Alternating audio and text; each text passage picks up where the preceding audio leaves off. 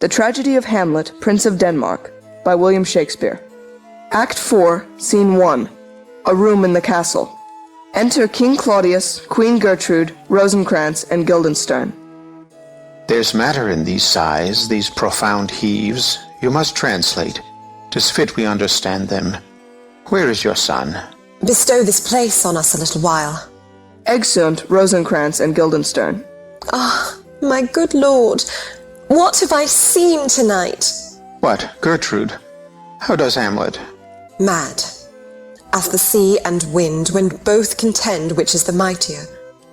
In his lawless fit, behind the arras hearing something stir, whips out his rapier, cries, "A rat! A rat!"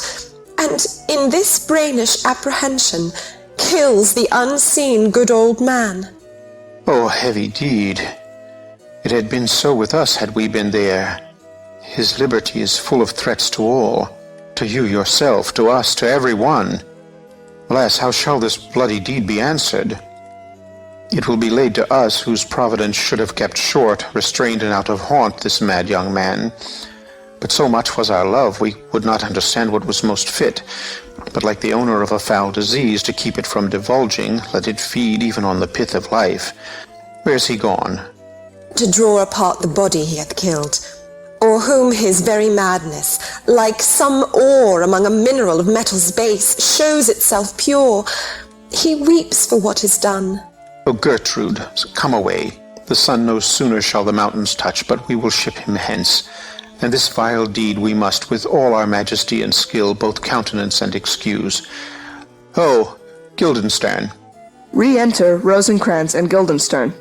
Friends both, go join you with some further aid. Hamlet in madness hath Polonius slain, and from his mother's closet hath he dragged him. Go seek him out. Speak fair, and bring the body into the chapel. I pray you, haste in this. Exeunt Rosencrantz and Guildenstern. Come, Gertrude, we'll call up our wisest friends, and let them know both what we mean to do, and what's untimely done. Oh, come away, my soul is full of discord and dismay. Exeunt. Scene 2. Another room in the castle. Enter Hamlet. Safely stowed. Within. Hamlet! Lord Hamlet! What noise? Who calls on Hamlet? Oh, here they come. Enter Rosencrantz and Guildenstern. What have you done, my lord, with the dead body? Compounded it with dust, whereto 'tis kin. Tell us where 'tis, that we may take it thence, and bear it to the chapel. Do not believe it. Believe what? That I can keep your counsel and not mine own. Besides, to be demanded of a sponge. What replication should be made by the son of a king? Take you me for a sponge, my lord?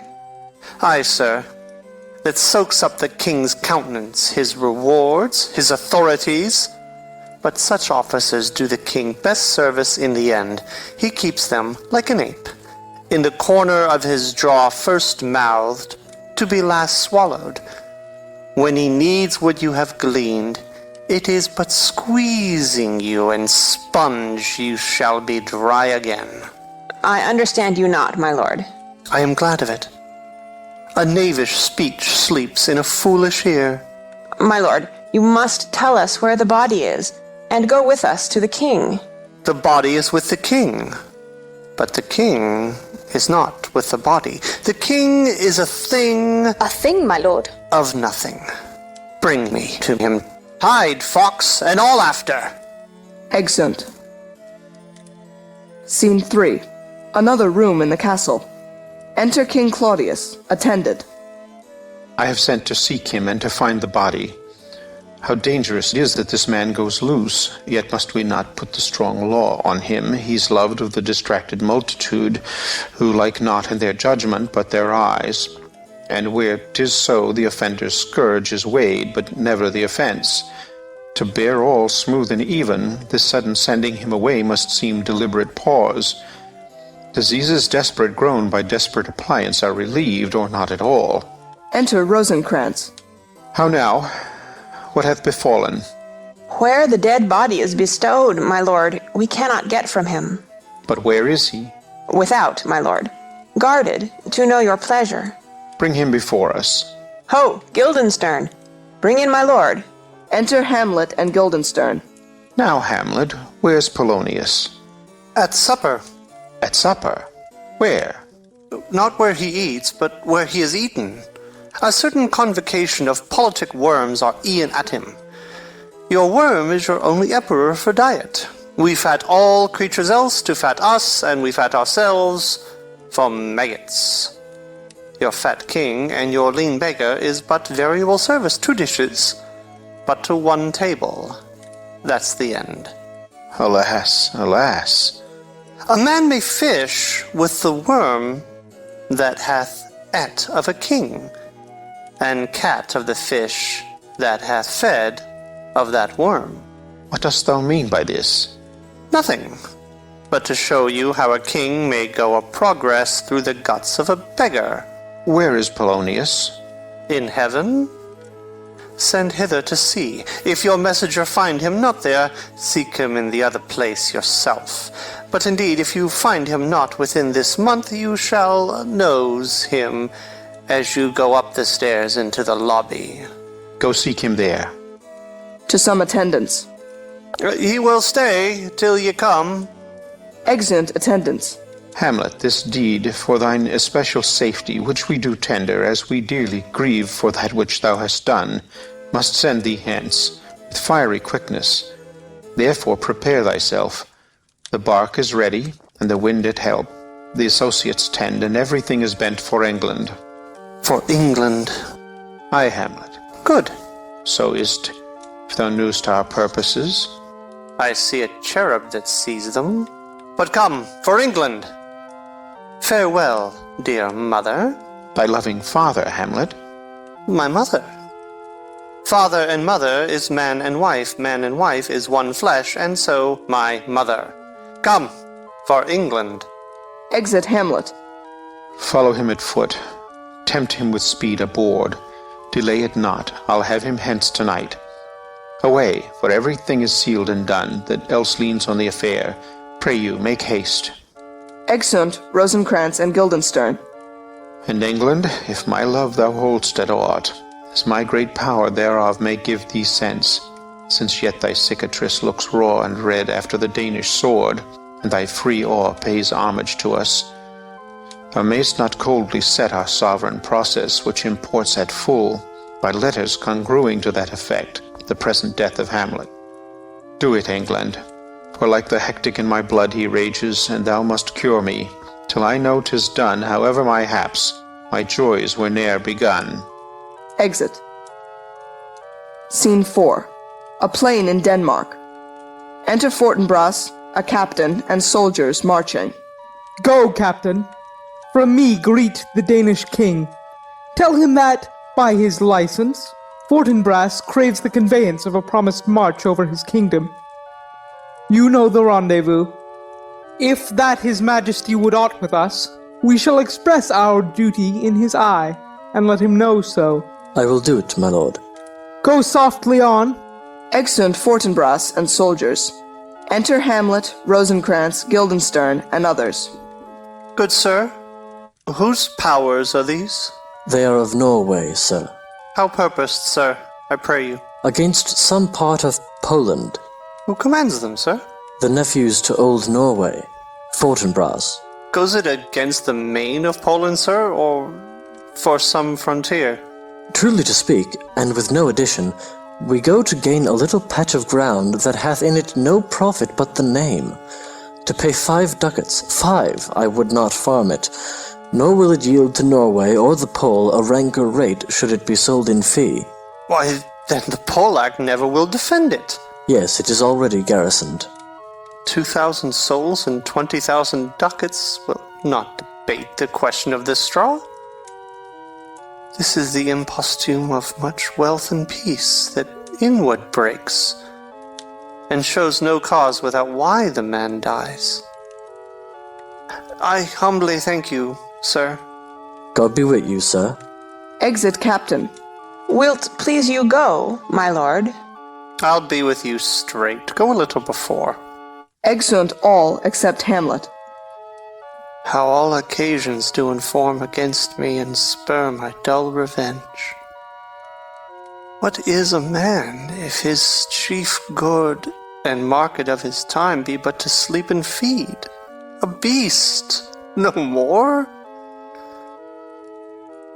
Sure, he that made us with such large discourse looking before and after gave us not that capability and godlike reason to fust in us unused. Now, whether it be bestial oblivion or some craven scruple of thinking too precisely on the event, a thought which, quartered, hath but 1 part wisdom and ever 3 part coward, I do not know why yet I live to say this thing's to do. Sith I have cause and will and strength and means to do't. Examples gross as earth exhort me. Witness this army of such mass and charge led by a delicate and tender prince whose spirit with divine ambition puffed makes mouths at the invisible event, exposing what is mortal and unsure to all that fortune, death, and danger dare, even for an eggshell. Rightly to be great is not to stir without great argument, but greatly to find quarrel in a straw when honor's at the stake. How stand I then that have a father killed, a mother stained, excitements of my reason and my blood, and let all sleep, while to my shame I see the imminent death of 20,000 men, that for a fantasy and trick of fame go to their graves like beds. Fight for a plot whereon the numbers cannot try the cause, which is not tomb enough incontinent to hide the slain. Oh, from this time forth my thoughts be bloody, or be nothing worth. Exit. Scene 5. Elsinore. A room in the castle. Enter Queen Gertrude, Horatio, and a gentleman. I will not speak with her. She is importunate, indeed distract. Her mood will needs be pitied. What would she have? She speaks much of her father, says she hears there's tricks of the world, and hems and beats her heart, spurns enviously at straws, speaks things in doubt that carry but half sense. Her speech is nothing, yet the unshaped use of it doth move the hearers to collection. They aim at it and botch the words up fit to their own thoughts, which, as her winks and nods and gestures yield them, indeed would make one think there might be thought, though nothing sure, yet much unhappily. 'Twere good she were spoken with, for she may strew dangerous conjectures in ill-breeding minds. Let her come in. Exit Horatio. To my sick soul, as sin's true nature is, each toy seems prologue to some great amiss. So full of artless jealousy is guilt, it spills itself in fearing to be spilt. Re-enter Horatio with Ophelia. Where is the beauteous majesty of Denmark? How now, Ophelia? Sings. How should I your true love know from another one? By his cockle hat and staff, and his sandal shoon. Alas, sweet lady, what imports this song? Say you? Nay, pray you mark. Sings. He is dead and gone, lady. He is dead and gone. At his head a grass-green turf, at his heels a stone. Nay, but Ophelia, pray you, mark. Sings. White his shroud as the mountain snow. Enter King Claudius. Alas, look here, my lord. Sings. Lauded with sweet flowers, which bewept to the grave did go, with true love showers. How do you, pretty lady? Well, God ild you. They say the owl was a baker's daughter. Lord, we know what we are, but not what we may be. God be at your table. Conceit upon her father. Pray you, let's have no words of this. But when they ask you what it means, say you this. Sings. Tomorrow is St. Valentine's Day, all in the morning betime, and I, a maid at your window, to be your Valentine. Then up he rose and donned his clothes, and up the chamber door, let in the maid that out a maid never departed more. Pretty Ophelia. Indeed, allow without an oath, I'll make an end on't. Sings. By Jis and by St. Charity, alack and fie for shame. Young men will do it if they come to it, by cock they are to blame. Quoth she, before you tumbled me, you promised me to wed. So would I had done by yonder sun, and thou hadst not come to my bed. How long hath she been thus? I hope all will be well. We must be patient, but I cannot choose but weep, to think they should lay him in the cold ground. My brother shall know of it, and so I thank you for your good counsel. Come, my coach. Good night, ladies. Good night, sweet ladies. Good night. Good night. Exit Ophelia. Follow her close. Give her good watch, I pray you. Exit Horatio. Oh, this is the poison of deep grief. It springs all from her father's death. Oh, Gertrude, Gertrude, when sorrows come, they come not single spies, but in battalions. First your father slain, next your son gone, and he most violent author of his own just remove. The people muddied, thick and unwholesome in their thoughts and whispers for good Polonius' death, and we have done but greenly in hugger-mugger to inter him. Poor Ophelia divided from herself and her fair judgment, without the which we are pictures or mere beasts. Last and as much containing as all these, her brother is in secret come from France, feeds on his wonder, keeps himself in clouds, and wants not buzzers to infect his ear with pestilent speeches of his father's death. Where in necessity of matter beggared will nothing stick our person to arraign in ear and ear. Oh, my dear Gertrude, this, like to a murdering piece, in many places gives me superfluous death. A noise within. Alack, what noise is this? Where are my Switzers? Let them guard the door. Enter another gentleman. What is the matter? Save yourself, my lord. The ocean, overpeering of his list, eats not the flats with more impetuous haste than young Laertes in a riotous head o'erbears your officers. The rabble call him lord, and as the world were now but to begin, antiquity forgot, custom not known, the ratifiers and props of every word, they cry, choose we, Laertes shall be king. Caps, hands, and tongues applaud it to the clouds. Laertes shall be king, Laertes king. How cheerfully on the false trail they cry. Oh, this is counter, you false Danish dogs. The doors are broke. Noise within. Enter Laertes, armed. Danes following. Where is the king? Sirs, stand you all without. No, let us come in. I pray you, give me leave. We will. They retire without the door. I thank you. Keep the door. Oh, thou vile king, give me my father. Calmly, good Laertes.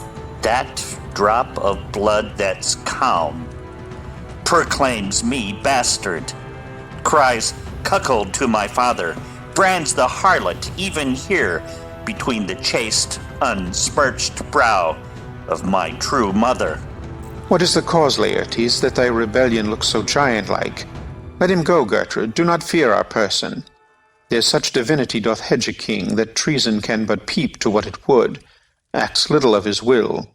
Tell me, Laertes, why thou art thus incensed? Let him go, Gertrude.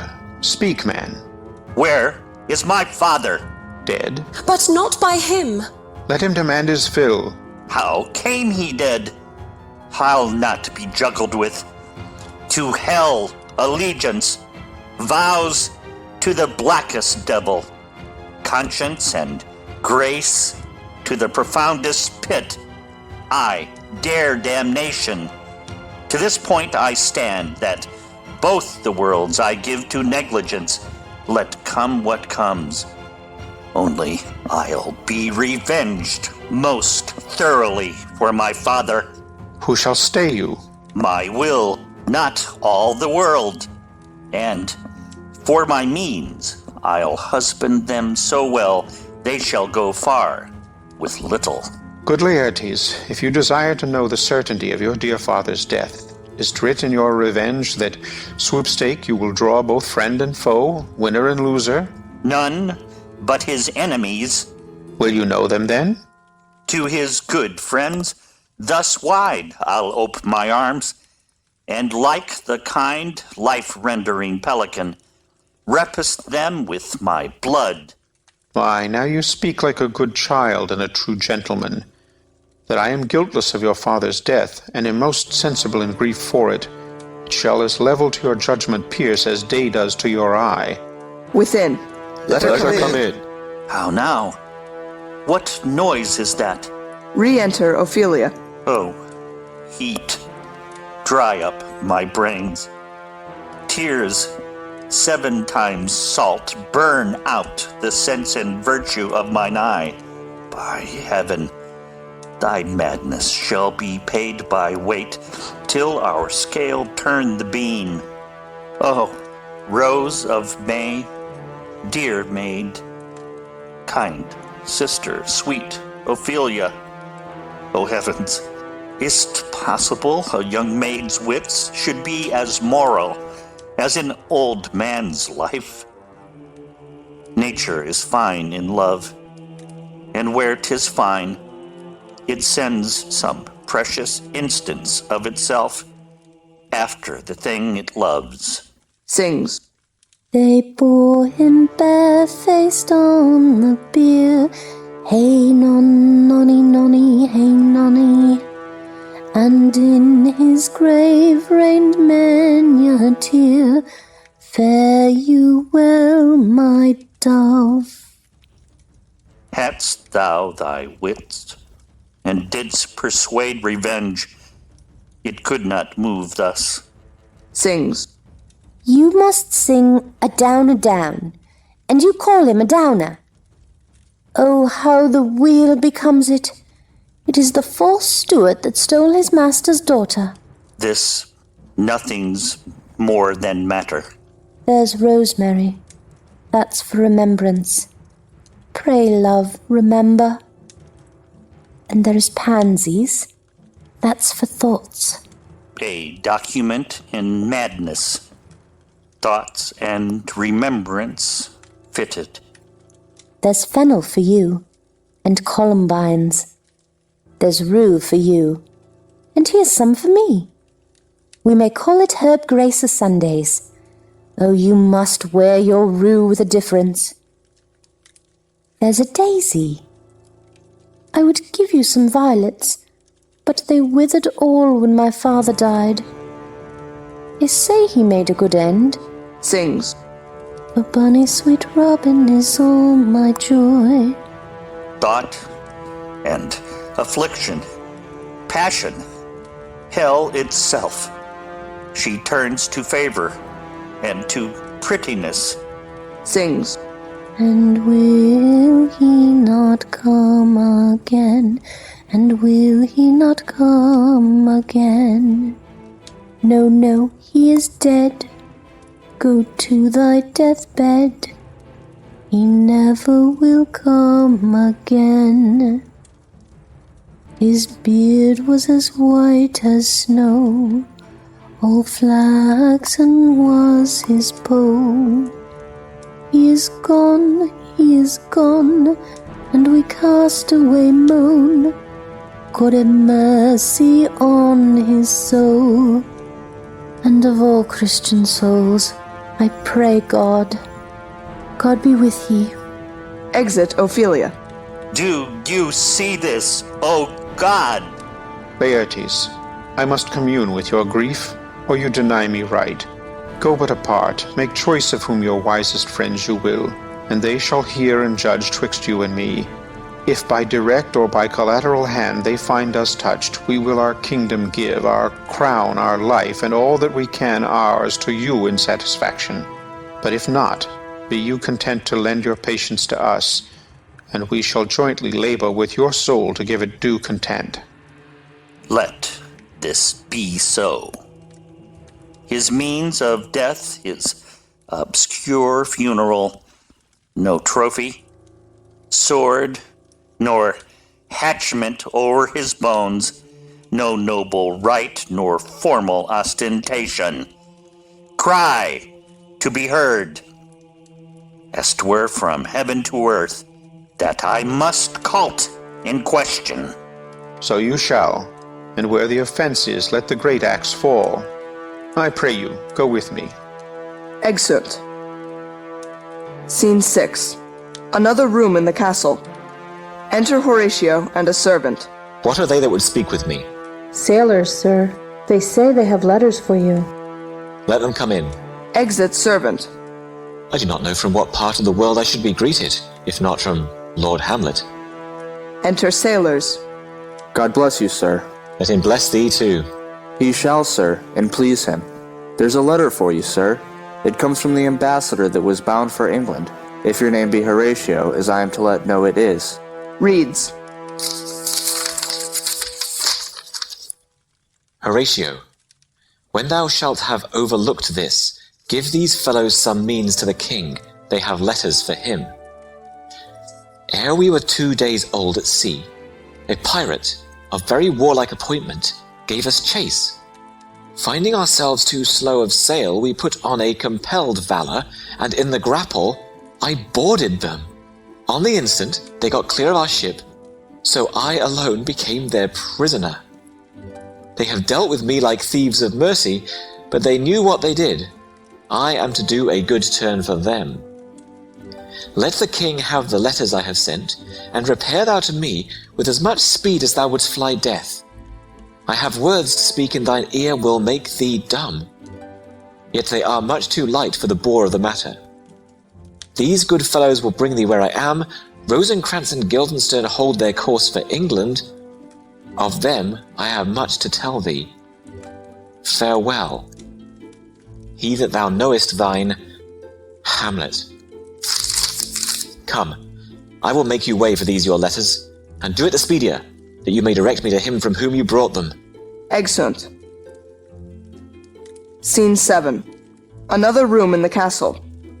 Enter King Claudius and Laertes.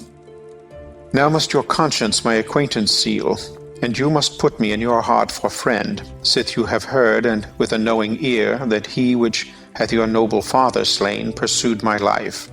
It well appears. But tell me why you proceeded not against these feats, so crimeful and so capital in nature, as by your safety, wisdom, all things else, you mainly were stirred up. Oh, for 2 special reasons, which may to you perhaps seem much unsinued, but yet to me they are strong. The queen, his mother, lives almost by his looks, and for myself, my virtue or my plague, be it either which, she's so conjunctive to my life and soul that as the star moves not but in his sphere, I could not but buy her. The other motive, why to a public count I might not go, is the great love the general gender bear him, who dipping all his faults in their affection would, like the spring that turneth wood to stone, convert his gyves to graces, so that my arrows, too slightly timbered for so loud a wind, would have reverted to my bow again, and not where I had aimed them.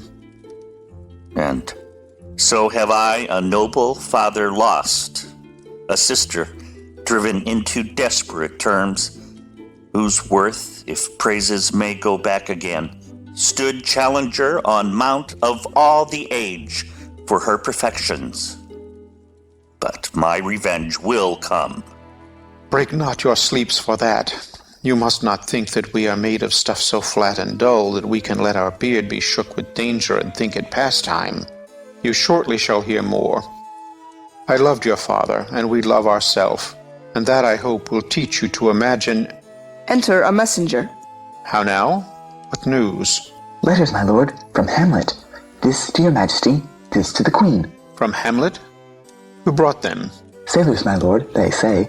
I saw them not. They were given me by Claudio. He received them of him that brought them. Laertes, you shall hear them. Leave us. Exit messenger.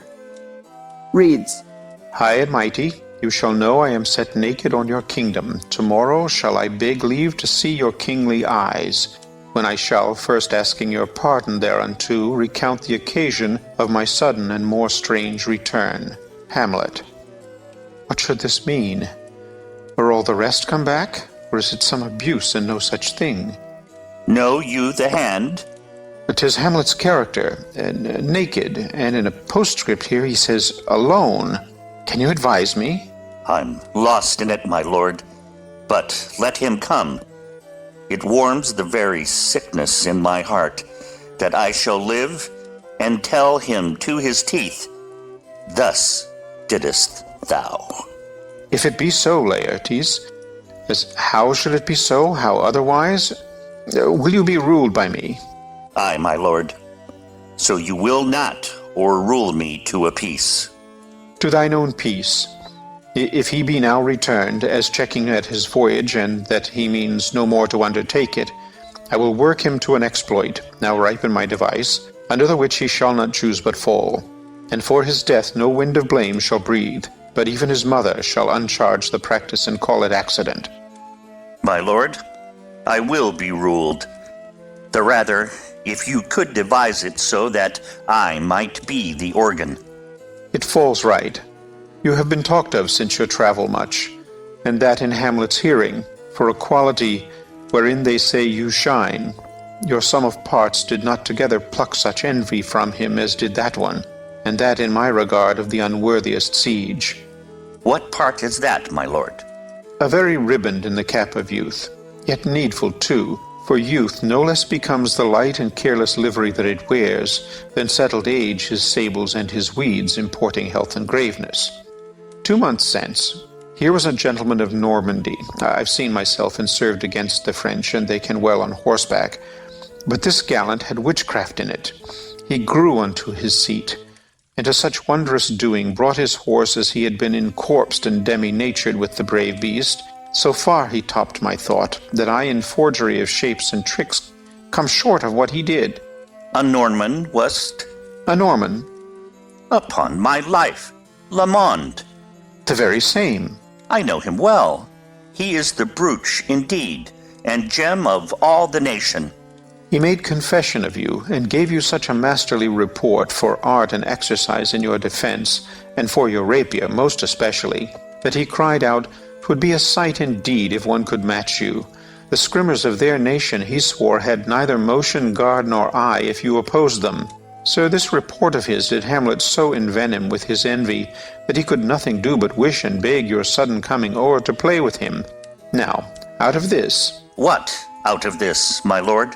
Laertes, was your father dear to you? Or are you like the painting of a sorrow, a face without a heart? Why, ask you this? Not that I think you did not love your father, but that I know love is begun by time, and that I see in passages of proof time qualifies the spark and fire of it. There lives within the very flame of love a kind of wick or snuff that will abate it, and nothing is at a like goodness still. For goodness, growing to a pleurisy, dies in his own too much. That we would do, we should do when we would, for this would changes, and hath abatements and delays as many as there are tongues, our hands, our accidents.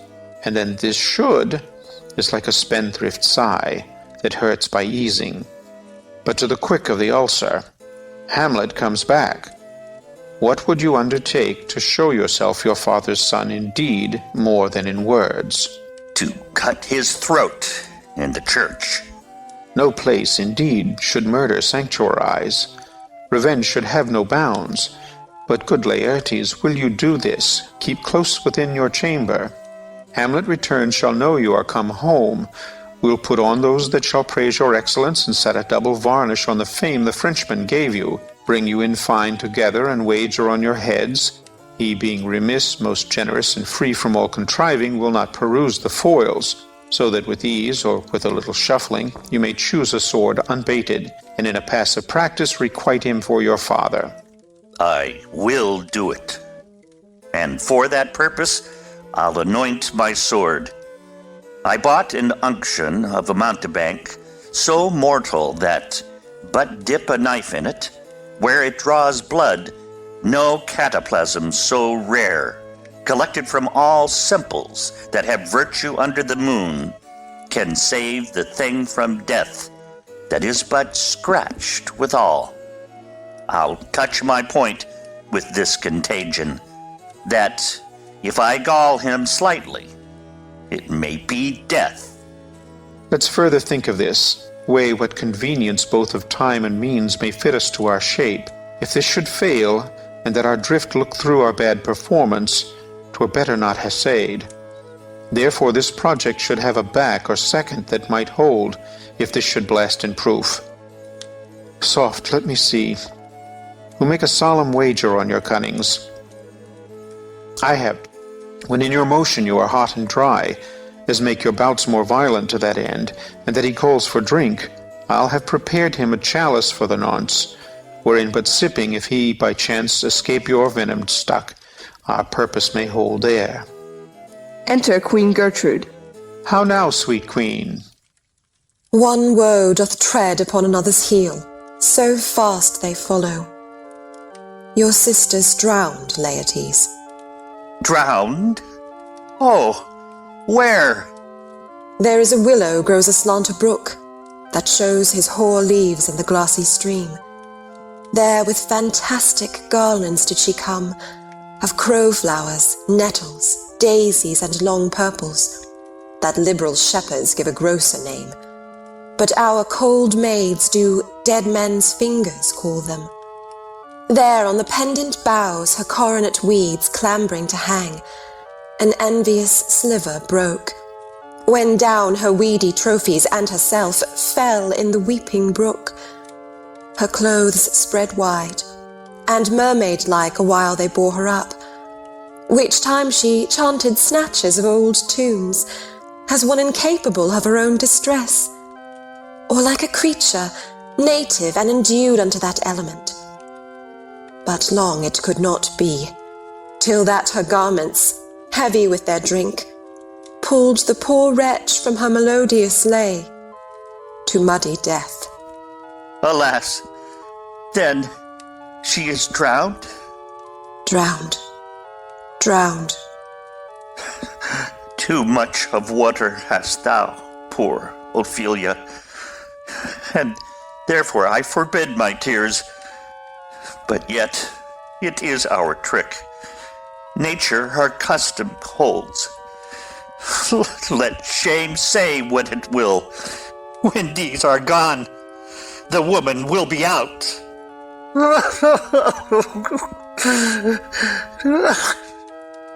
Adieu, my lord. I have a speech of fire that fain would blaze, but that this folly doubts it. Exit Laertes. Let's follow, Gertrude. How much I had to do to calm his rage. Now fear I this will give it start again. Therefore let's follow. Exeunt. End of Act 4,